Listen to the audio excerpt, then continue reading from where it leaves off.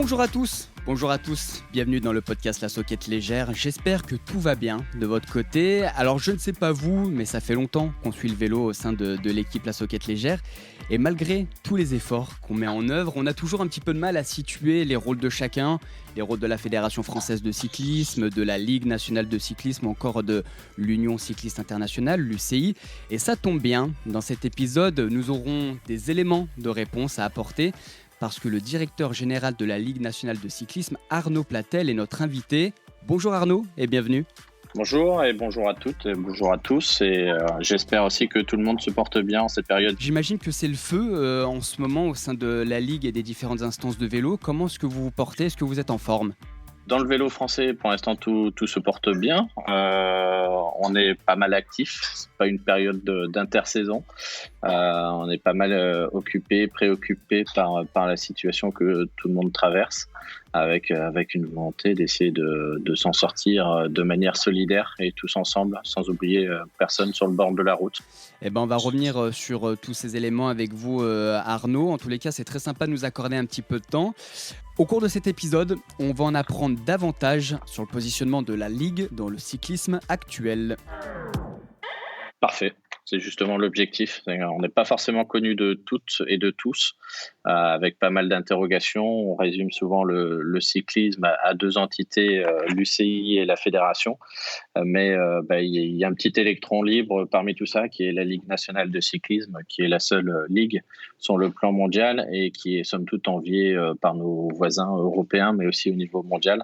Parce qu'on a une chance extraordinaire, c'est que tous les mois, on a la capacité d'échanger avec les représentants de nos coureurs, de nos groupes sportifs et de nos organisateurs. Et ça nous permet d'anticiper pas mal de problématiques. On travaille de manière consciencieuse dans notre coin, mais on est efficace.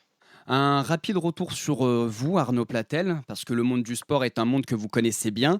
Dans les années 2000, vous êtes le responsable administratif et financier du club d'Arras, le club de rugby. Et depuis 10 ans à peu près, désormais, vous occupez donc le poste de directeur général de la Ligue nationale de cyclisme.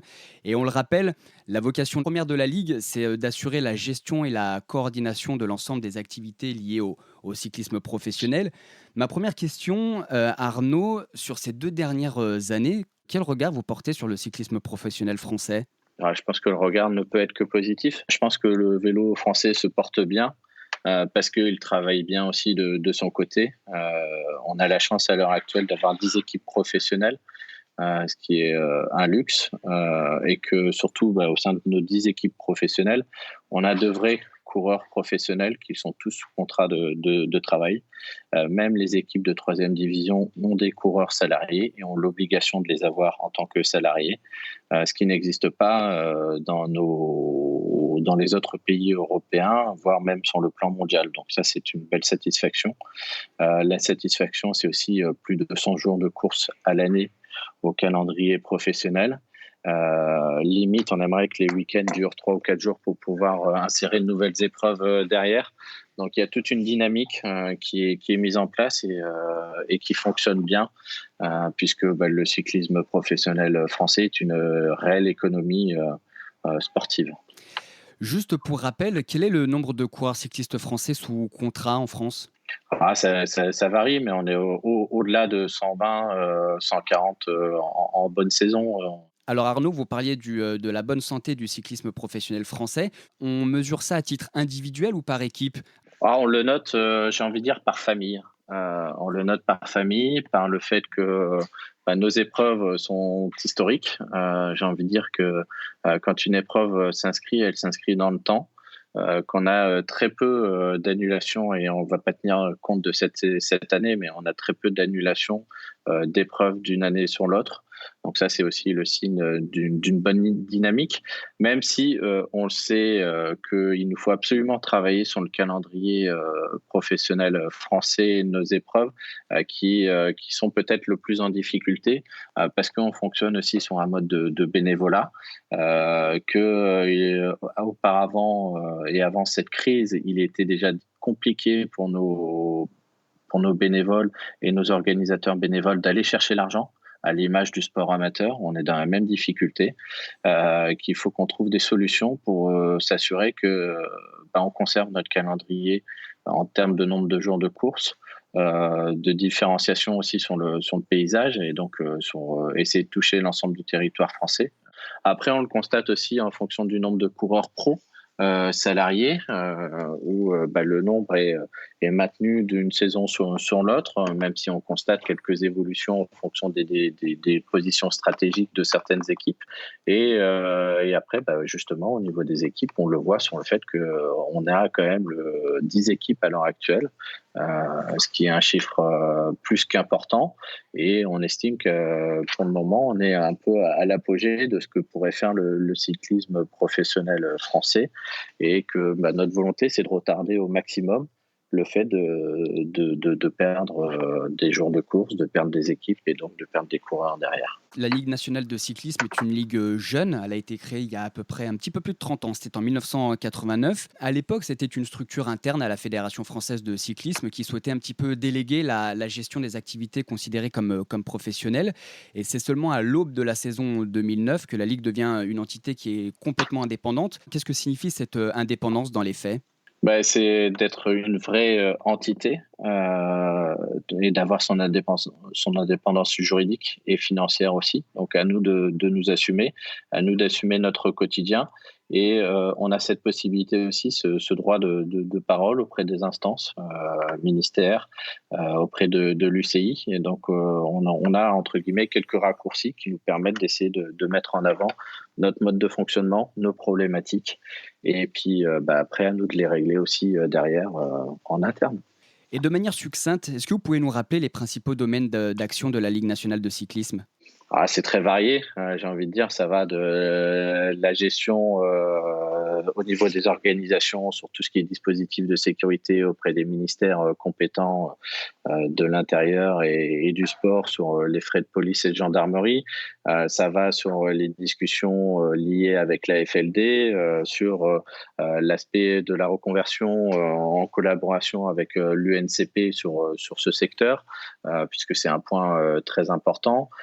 Ça va sur des valeurs qui sont la sauvegarde et le développement du cyclisme professionnel français avec ses équipes, son calendrier, ses coureurs. On essaye de gérer au mieux nos relations extérieures. J'aimerais rebondir sur un des éléments que vous avez évoqué, c'était l'indépendance financière de la Ligue nationale de cyclisme.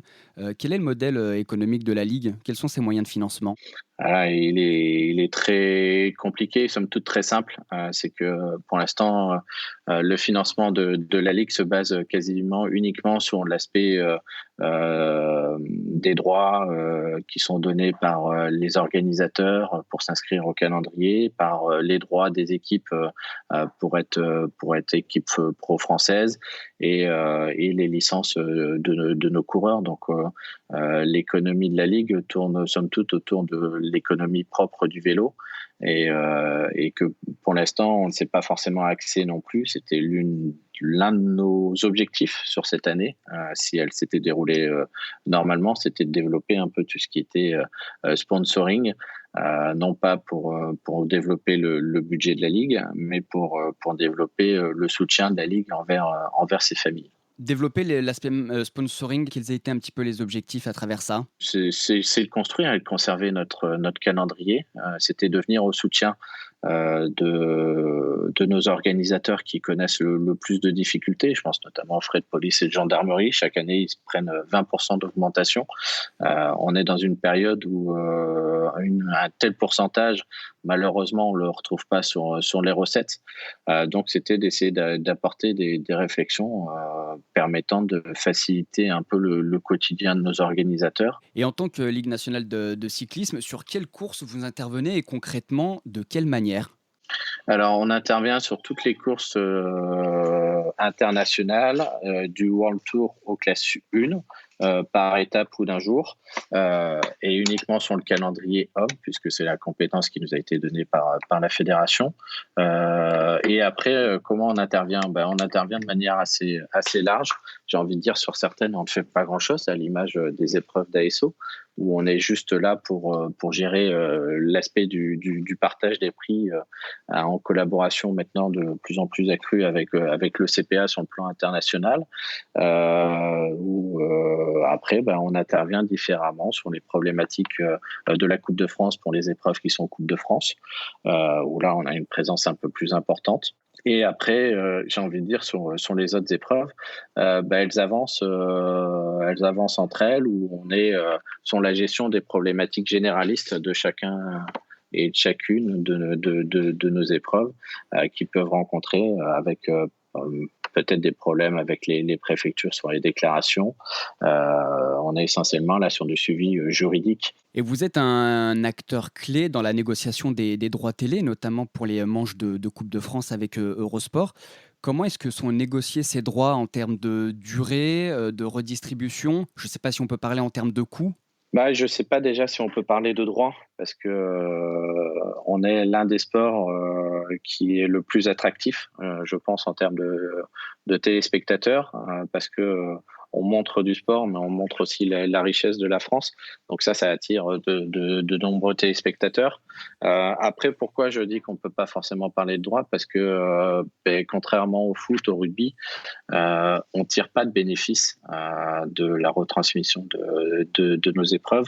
On retire juste un montant de la facture finale que l'organisateur doit payer pour pouvoir produire des images de son épreuve. Donc, on est quand même sur une économie qui est très, très difficile. Et tout à l'heure, on parlait de développement économique de la Ligue. Ça passe aussi par là. Mais peut-être pour qu'on soit plus fort, il faut aussi qu'on puisse s'organiser un petit peu mieux sur ce dispositif et qu'on puisse peut-être être vendeur de droits, non pas uniquement de la Coupe de France, mais de droits de nos épreuves pro-françaises. Et tout ça, c'est un maillage somme toute compliqué parce que on passe après le foot, on passe après le rugby. On a aussi la chance d'avoir une épreuve comme le Tour de France, mais on passe aussi après les épreuves d'ASO. Donc il faut se défendre et il faut qu'on crée notre produit aussi pour qu'on soit plus vendeur, plus attractif et qu'on essaye de conserver, je pense aussi, cette visibilité du cyclisme pro-français sur les chaînes, notamment publiques. Alors là, vous évoquez une question intéressante. Pourquoi cette non-redistribution des diffusions télévisuelles dans le monde du cyclisme? Parce que pour l'instant, il n'y a pas de droit, il y a pas d'argent supplémentaire qui nous est donné par rapport à ces frais de production. Frais de production qui sont pas légers, hein. On n'est pas on a le plus beau stade du monde. On a le plus beau stade du monde.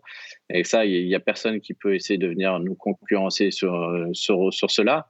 Mais on a le plus beau stade du monde qui est aussi le plus contraignant. C'est que quand vous êtes dans un stade de foot, dans une salle de hand, de basket, de volley, il vous suffit de câbler cette salle ou ce stade, de venir avec votre caméra et de brancher tout ça. Jusqu'à maintenant, on n'a pas encore réussi à câbler l'ensemble de nos routes. Quand on parle de production télé, on parle à peu près d'une facture de 80 000 € pour un organisateur.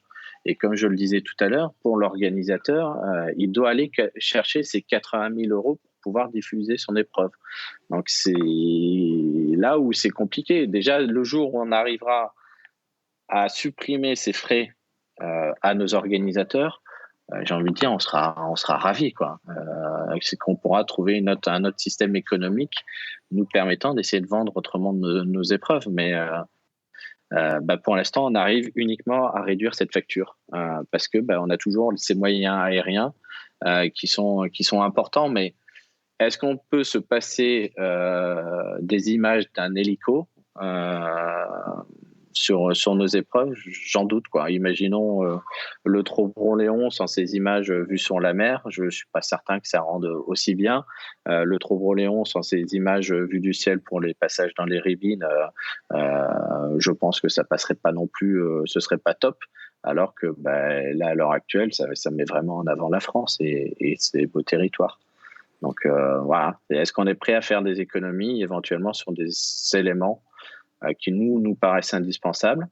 Peut-être aussi que l'arrivée de la technologie nous permettra de limiter ces coûts avec les drones, notamment, qui pourraient être une solution. avançons doucement, mais sûrement. Vaste sujet que la diffusion télévisuelle du cyclisme. On a évoqué précédemment un petit peu le champ d'action de la Ligue nationale de cyclisme. Est-ce que Arnaud, vous pouvez nous décrire les relations que vous avez avec les autres instances du cyclisme, comme la Fédération française de cyclisme ou encore l'UCI? Alors les relations sont somme toute très bonnes, ce qui peut être aussi surprenant puisque souvent quand, il y a une ligue et une fédération, il y a toujours quelques tensions. À l'heure actuelle, on peut se satisfaire de ces bonnes relations qui nous permettent de travailler au quotidien, avec la fédération puisque lors de nos réunions mensuelles, à chacune de nos réunions, le président de la fédération est présente, son vice-président est à ses côtés, et le DTN est aussi l'un des membres participants à ces réunions. Tout se fait de manière anticipée. Nous aussi, on participe aux réunions de la fédération avec le président Marc Maillot qui participe au BE de la fédération. Donc j'ai envie de dire, tout se passe au mieux avec la FFC dans l'intérêt collectif du cyclisme, qu'il soit professionnel ou amateur, puisqu'il y a quand même un gros travail qui est fait à destination de ces deux entre guillemets catégories qui au final ne doivent former qu'une seule catégorie, puisque le cyclisme pro ne peut exister que grâce au cyclisme amateur. Donc ça, c'est déjà une chose. Après, sur la fédération internationale, c'est des relations qui peuvent être somme toute assez compliquées parce que il a fallu prendre le temps d'expliquer à l'UCI qui on était, ce qu'on faisait. On est encore l'exception à la française hein, où il y a une institution qui est créée pour gérer une partie du cyclisme et une partie limitée de ce que toutes les disciplines du cyclisme peuvent offrir. Donc il a fallu faire son trou, faire sa place.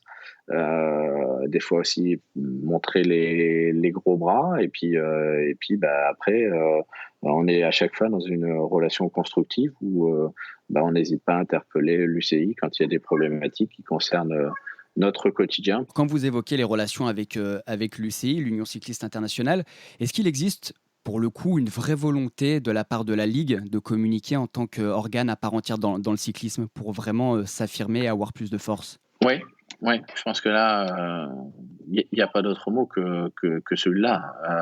On est au quotidien peut-être un poil à gratter de l'UCI parce qu'on les interroge sur de nombreuses problématiques.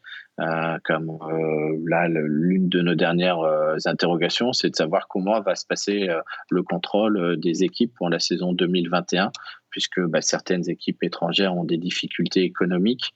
On prendrait mal les choses de voir ces équipes faire un gros recrutement durant l'intersaison et puis sortir les millions de leur poche alors que nos équipes pro françaises serrent les dents, font le nécessaire pour maintenir le salaire de nos coureurs et des membres du staff et que s'il n'y a pas des règles strictes qui sont mises en place, le recrutement, eux vont galérer alors que les autres qui ont prétendu ou qui sont en difficulté pourraient revenir du jour au lendemain comme si de rien n'était. Et ça, derrière de ces règles, se posent les questions aussi et des problématiques de coureurs salariés ou de coureurs indépendants. Et on sait que pour nos équipes françaises, c'est une contrainte et un manque de compétitivité aussi d'avoir ces coureurs salariés. Mais pour l'instant, on ne se pose pas la question. C'est que en France, les coureurs doivent être salariés de par la loi. Point. Vous parlez de coureurs salariés. Le cadre juridique de la profession de coureur cycliste professionnel en France date de 2006. Ce qu'il faut souligner, c'est que l'accord collectif des coureurs cyclistes professionnels a été le premier accord de branche suite à la mise en place de la Convention collective nationale du sport. Cette Convention collective nationale du sport est pas forcément si âgée. Quand on regarde les deux, on se rend compte que au final, il y a un gros travail qui a été effectué à l'époque entre les coureurs et les équipes, et que de ce travail est sorti cet accord collectif qui est actuellement encore applicable et appliqué tous les jours avec avec d'excellents échanges entre nos coureurs et nos équipes, nos représentants de coureurs, nos représentants d'équipe. Si on pouvait des fois communiquer positivement et dire que dans le vélo, ça fonctionne très bien, le dialogue social fonctionne très bien. Quand il y a des difficultés qui se présentent, le cyclisme se pose la question, essaye d'avancer.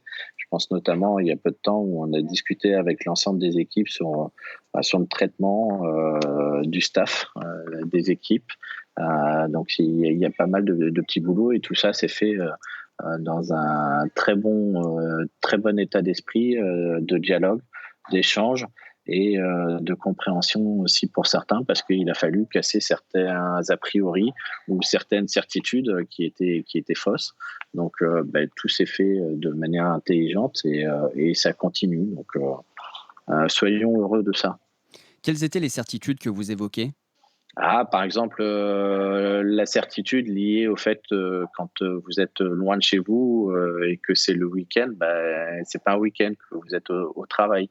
Donc voilà, l'une des certitudes, c'est que le vélo amène nos suiveurs à être loin de chez eux très régulièrement, plus d'une centaine de jours par an, et ce qui est pas forcément évident pour les vies de famille, mais il a fallu aussi expliquer que quand ils étaient en journée de repos, même s'ils n'étaient pas chez eux, c'était compté comme une journée de repos. Donc c'est des petits points de détail, c'est du juridique, mais il a fallu casser ces petits couacs et les expliquer quand il y a des interrogations derrière. Cadrer les choses pour mieux fonctionner. Arnaud, pour continuer, si vous le voulez bien, on va prendre quelques instants pour s'intéresser un petit peu plus à vous et à votre personnalité. Jusqu'à présent, quelle est votre plus grosse satisfaction?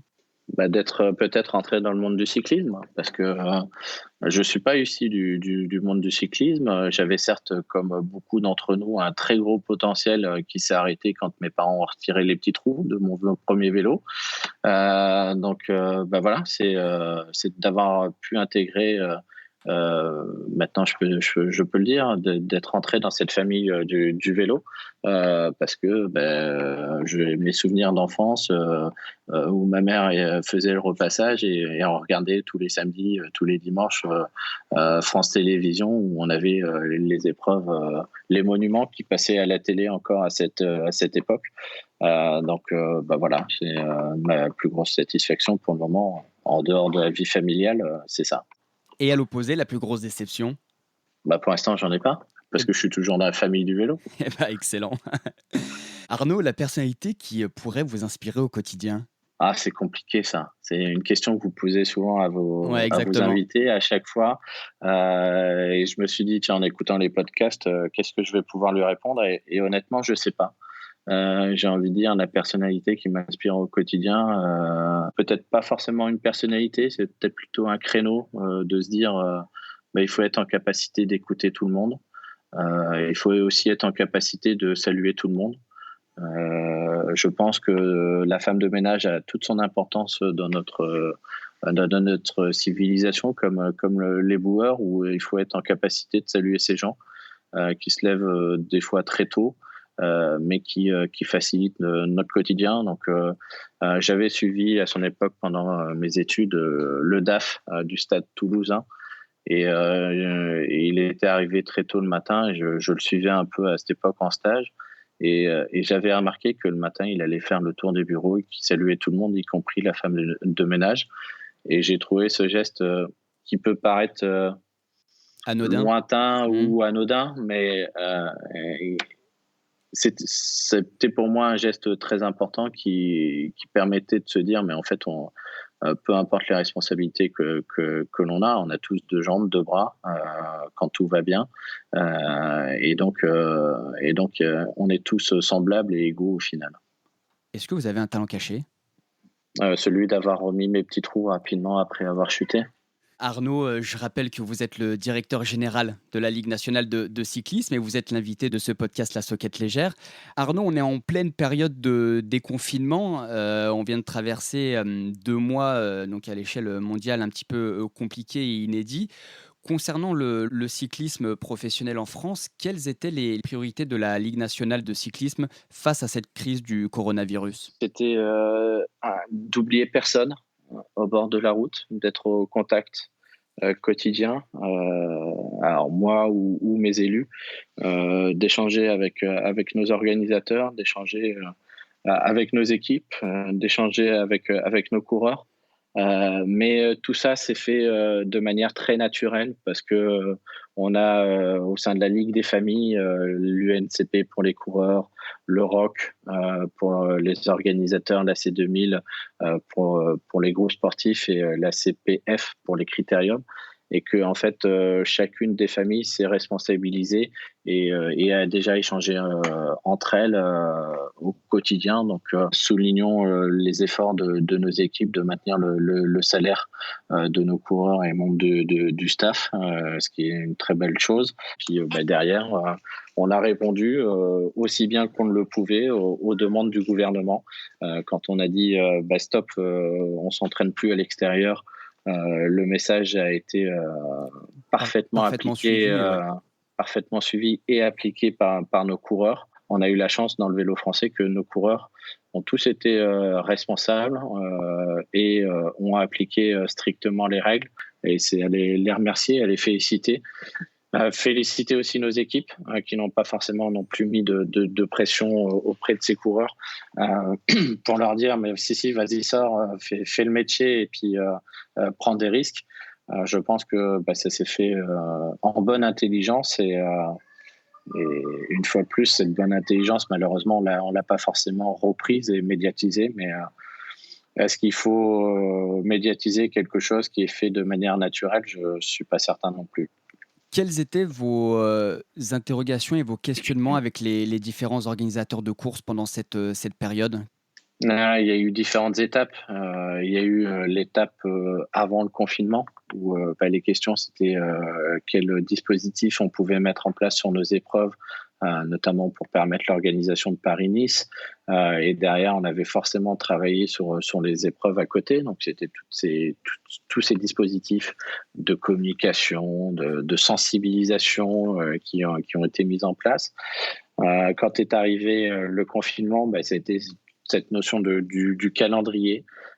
Et donc, on avançait progressivement, puisque au début, c'était un confinement qui devait durer quelques jours, qui s'est transformé en quelques semaines et en quelques mois. Donc, c'est tout cet impact qui nous a amené sur le fait d'annuler de nombreuses épreuves et de se dire, maintenant, on a une porte d'ouverture qui nous a été ouverte par le ministère et les ministères et le gouvernement en nous disant il y a possibilité de reprendre la compétition au mois d'août. Qu'est-ce que vous êtes capable de faire? Et là, on s'est concentré avec nos organisateurs pour savoir ceux qui avaient émis le souhait d'être reportés, d'essayer de trouver une place dans le calendrier. On s'est concentré à mettre un calendrier qui soit le plus efficace possible pour la reprise de nos coureurs, pour qu'ils puissent aussi préparer le Tour de France. Ça a été aussi mettre en place un calendrier le plus cohérent possible pour qu'il puisse se terminer. Tout ce travail est aussi conditionné à l'état sanitaire, parce que ce qu'on a mis en avant, c'est juste une volonté, c'est juste un savoir-faire. Donc c'est toute cette dynamique qui est importante et qu'il faut qu'elle se relance, mais elle pourra se relancer uniquement si on a aussi un soutien de la part de nos collectivités publiques, de la part aussi du gouvernement qui travaille beaucoup sur des dispositifs de relance, mais aussi on a besoin de ce soutien de la part du secteur privé où on espère que les dispositifs qui seront mis en place par le gouvernement les inciteront à ne pas couper le budget entre guillemets communication, puisque c'est le premier budget qui est souvent impacté Qui quand saute on généralement, a ouais. la crise. Et c'est aussi pour ça qu'on a sollicité le gouvernement pour leur dire essayer d'arrêter cette augmentation de frais de police et de gendarmerie pendant une année et demie. pour nous permettre de relancer la dynamique. On n'a pas été frappé à la porte pour leur dire c'est bon, arrêtez cette augmentation qu'on a consentie à l'époque. Voilà, c'est un discours qui est très compliqué à faire entendre et comprendre pour le moment auprès du gouvernement. Donc, plus on sera nombreux à le faire passer, peut-être qu'on sera de plus en plus écoutés. Et pour vous, Arnaud, est-ce que cette crise liée au coronavirus a révélé les limites d'un système ou au contraire a permis de révéler ses avantages? Alors, pour l'instant, on n'a pas eu le temps de s'occuper des limites du système. Je pense qu'on s'est attaché à se dire comment on fait pour que on le conserve, qu'on le développe. On a plutôt fait sauter des barrières qu'on pensait impossibles. Le fait qu'un organisateur ait absolument sa date dans son calendrier à un moment précis, eh ben on a vu que on était en capacité, et là je souligne encore le travail de nos organisateurs, mais on était en capacité de faire bouger un peu ces montagnes pour qu'on fasse évoluer notre sport au mieux dans l'intérêt de tous.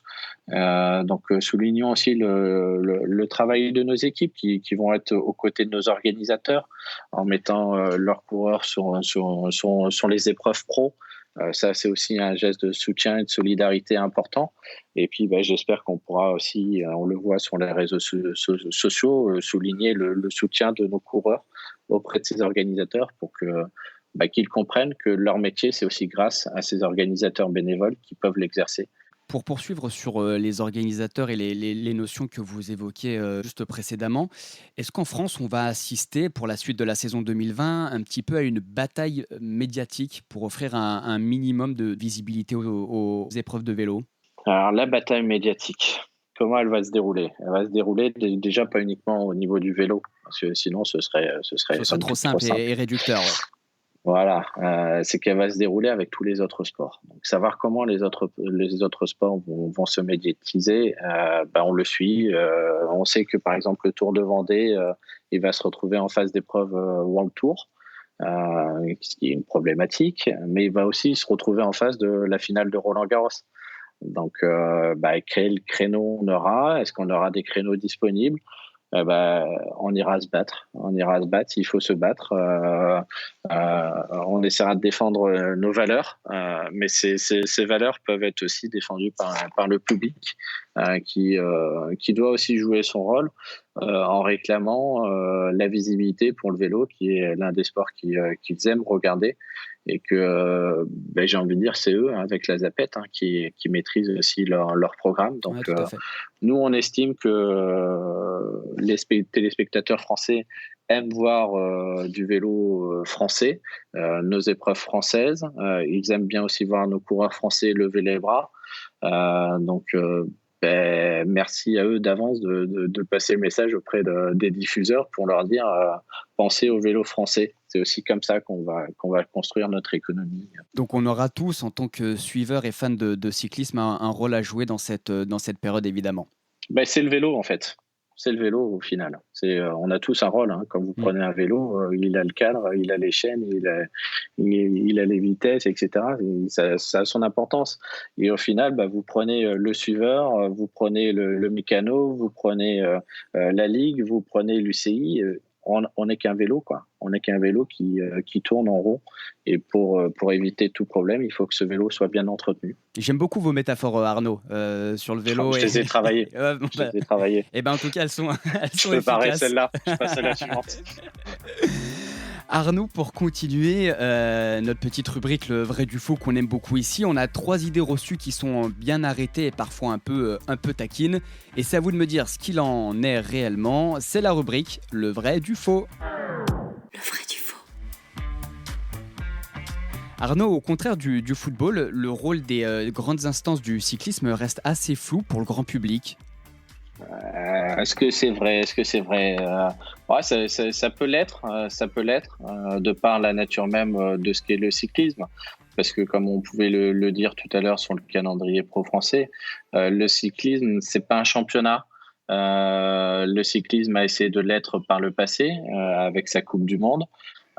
C'est juste peut-être son aspect développement économique et financier, où c'est un peu plus compliqué pour quand vous tapez aux portes pour présenter ce que vous faites et qui vous êtes. Donc, ça a ses avantages et ses inconvénients. Un vrai faux qui me plaît beaucoup et j'ai hâte d'entendre votre réponse. Vrai ou faux, avec des épreuves, des nouvelles épreuves comme le Mont Ventoux Dénivelé Challenge ou encore la Mercantour Classique Alpes-Maritimes, qui va connaître normalement sa première édition en 2020. Est-ce que la France est capable d'innover et de créer des nouveaux formats de course? Là, j'ai envie de vous dire, c'est vrai, mais ça va se faire au fur et à mesure. Ça va se faire aussi par le fait qu'il y ait une nouvelle génération d'organisateurs qui est en train d'arriver. Il faut aussi leur laisser le temps d'inscrire leur épreuve je pense notamment au Mercantour et au Mont Ventoux Dénivelé Challenge qui sont pour ces deux organisateurs sur des périodes somme toute très compliquées pour se lancer, ce qui est déjà pas facile. De toute façon, le vélo va devoir faire sa révolution. Après, comment, quand et pourquoi, c'est aussi de par les échanges qu'on y arrivera de notre côté. Et enfin, vrai ou faux, on a évoqué tout à l'heure Amaury Sport Organisation ou encore le Tour de France, mais avec ASO qui possède les plus grandes épreuves du calendrier français, est-ce que l'organisation des compétitions majeures en France échappe totalement à la Ligue nationale de cyclisme? Ah, c'est faux parce que au sein de la ligue, on a des représentants d'ASO qui travaillent dans l'intérêt du cyclisme pro français. On se rend compte que de toute façon, le Tour de France ne peut pas exister sans épreuve de préparation, et c'est aussi pour ça que on a tenu à faire ce mois d'août de reprise pour permettre la préparation du Tour. Et puis, j'ai envie de dire, en France, on a la chance d'avoir 2 Tours de France. On connaît surtout le premier. Le deuxième, on le méconnaît parce qu'il n'est pas forcément mis en valeur, mais toutes ces épreuves qui se réunissent, etc., ça fait vraiment un vrai deuxième Tour de France. Et un Tour de France avec encore plus d'étapes, encore plus de paysages et encore plus de suiveurs au bord de la route. Notre seul problème, c'est qu'on n'a pas encore forcément le moyen de mettre tout ça en avant, contrairement à ESSO, qui a de très beaux produits et qui sait les utiliser pour se mettre en avant. Merci beaucoup Arnaud pour l'ensemble de ces précisions. On approche petit à petit de la fin du podcast La Soquette Légère. Juste encore 2-3 petites questions pour vous Arnaud. Je sais que dans les années 2010, la Ligue nationale de cyclisme a réduit un petit peu son champ d'action et j'imagine de pair avec la Fédération française de cyclisme. Quelle est aujourd'hui la place à accorder au cyclisme féminin et aux autres disciplines comme le VTT, le BMX, voire l'e-sport et le cyclisme virtuel? C'est peut-être un ensemble au final. Il y a un point qu'il faut savoir, c'est que le budget de la Ligue, il n'est pas très élevé. Il se situe à peu près à 1,5 million. Que son budget de fonctionnement, il est à moins de 300 000 euros. Et que la part du cyclisme amateur de notre budget représente 10% de notre budget, ce qui n'est pas négligeable, ce qui est un bel effort et ce qu'on fait de manière naturelle, puisque plus on aura entre guillemets de financement, plus on pourra aider de manière supplémentaire le monde amateur. Sur l'aspect des défis et de cette féminisation, on peut qu'émettre le souhait que le sport féminin dans sa globalité se développe en France, puisqu'il offre aussi ces valeurs qu'offre le sport masculin, avec cette incertitude du résultat, avec les émotions qui peuvent passer. Donc ça, c'est important. Et si on s'en tire sur le plan juridique, pour l'instant, la fédération nous a donné que le loisir de gérer le sport pro sur route homme. Donc nous, on s'attache à répondre à la mission qui nous a été transmise par la fédération. Et c'est pas parce que le cyclisme féminin passerait du jour au lendemain au niveau de la Ligue nationale de cyclisme que le cyclisme féminin serait d'autant plus développé, parce Bien que sûr. le sport se développe aussi à la base. Soyons encore plus travailleurs si on veut essayer de développer tout ça. Ah oui, c'est sûr que la Ligue ne peut pas tout, mais dans le prolongement, j'aimerais juste avoir votre, avis et votre sentiment sur le cyclisme virtuel, sur l'e-sport, dans les projections de la Ligue nationale de cyclisme. Très honnêtement, moi, j'ai pas accroché. J'ai bien essayé de tenter de regarder tout ça en direct sur Eurosport ou sur la chaîne L'équipe. Bon, j'ai pas accroché, mais bon, est-ce que je fais déjà partie des anciens? Ça, c'est peut-être aussi une réflexion qu'il faut que j'intègre chez moi. Mais n'occultons pas non plus que le vélo, c'est un sport pro qui est aussi une belle agence de tourisme. Et que l'e-sport, pour l'instant, on a cette chance de ne pas pouvoir mettre en avant nos paysages. Bon, après, est-ce qu'on doit être opposé à ce type de développement? Je pense pas. Je pense que ça peut être une plus-value supplémentaire. Ça peut être aussi un moyen d'attirer les jeunes, soit à suivre ce qu'est le vélo, soit à suivre ou à faire ses premiers pas dans le vélo aussi. Parce qu'on sait que notre difficulté pour nos clubs, c'est d'accueillir les parents inquiets de mettre leur enfant sur la route. Donc, est-ce que ça peut être des solutions? Pourquoi pas. Eh bien, on peut dire que c'est complet. Merci beaucoup, Arnaud, d'avoir répondu à nos questions. Alors, vous avez partagé des infos très intéressantes et je pense que ceux qui nous écoutent y voient un petit peu plus clair dans cet échiquier qu'est le cyclisme professionnel, notamment en France. C'est la fin de ce podcast La Soquette Légère, mais avant de se quitter, le traditionnel « Tu préfères ». Tu préfères. Arnaud, un choix à faire et pas d'argumentaire. Vous préférez les courses d'un jour ou les courses à étapes? Les deux, mon capitaine. Vous préférez les courses en circuit ou les contre-la-montre? Très bonne question. Très bonne question. Est-ce qu'on a suffisamment de contre-la-montre en France pour pouvoir les apprécier et se faire un choix?